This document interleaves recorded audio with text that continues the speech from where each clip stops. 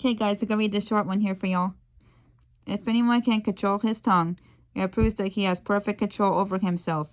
In every other way, we can make a large horse turn around and go wherever we want by means of a small bit in his mouth, and the tiny rubber makes a huge ship turn wherever the pilot wants it to go, even though the winds are strong. And also the tongue is a small thing, but what enormous damage it could do. A great forest can be set on fire by one tiny spark. And the tongue is a flame of fire. It is full of wickedness. It poisons every part of the body. And the tongue is set on fire by hell itself. It could turn our whole lives into a blazing flame of destruction and disaster. Men have trained or train every kind of animal that lives and every kind of reptile and fish. But no human being can tame the tongue. It is always ready to pour out its deadly poison. Sometimes it praises our Heavenly Father, and sometimes it breaks out into curses against men, who are made like God. And so blessing and cursing come pouring out of the same mouth.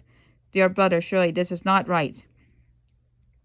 Does a spring of water bubble out first with fresh water and then with bitter water? Can you pick olives from a fig tree or figs from a grapevine? No. And you can't draw fresh water from a salty pool.